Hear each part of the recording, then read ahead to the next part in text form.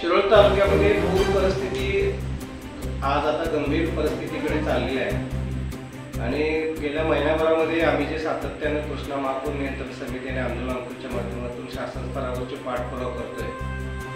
त्याची दखल इथले जिल्हाधिकारी किंवा सरकारने घेतलेली आहे। त्याचा फटका सध्या शिरोळ तालुक्याला महापुराच्या परिस्थितीमध्ये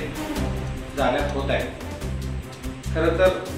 आलमट्टी धरणाची पाणी पातळी CWCच्या गाईडलाईन्स प्रमाणे 50% जास्त पाणी साठा करायला नको होता आणि 513 मीटरच्या वर पाणी पातळी जायला नको होती आणि तरी पण आपल्या सरकारनं त्यांच्या पाणी साठ्याकडे दुर्लक्ष केलं आणि त्याचा फटका आता बसतोय। अशी परिस्थिती आता तालुक्यात निर्माण झाली आहे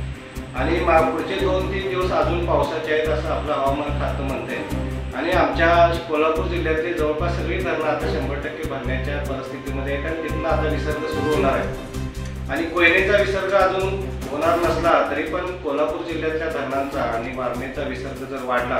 तर 2021ची परिस्थिती निर्माण व्हायला आता 1 दिवसाचा अवधी राहिला असं सगळं चित्र आहे आणि याच्या विरोधात आता जनतेनंच कुठंतरी समोर यायला पाहिजे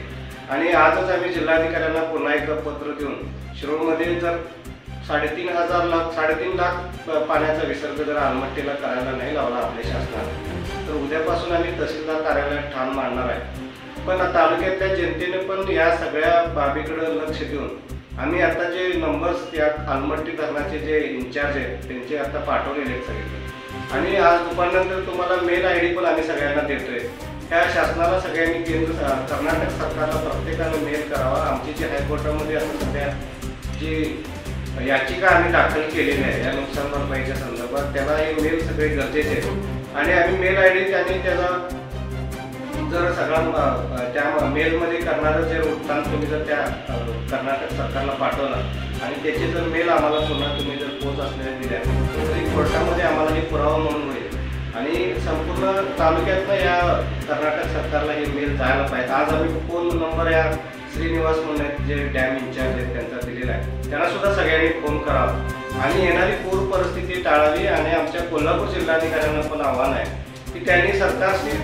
समन्वय साधून आणि वरिष्ठ पातळीवर म्हणजे मुख्यमंत्री पातळीवरनं जर याच्यामध्ये प्रयत्न आजच्या आज नाही झाले दुपारपर्यंत तर परिस्थिती फार गंभीर होणार आहे आणि तात्काळ यामध्ये आपल्या प्रशासनानं लक्ष घालून सरकारचं लक्ष वेधावं अशी आमची विनंती।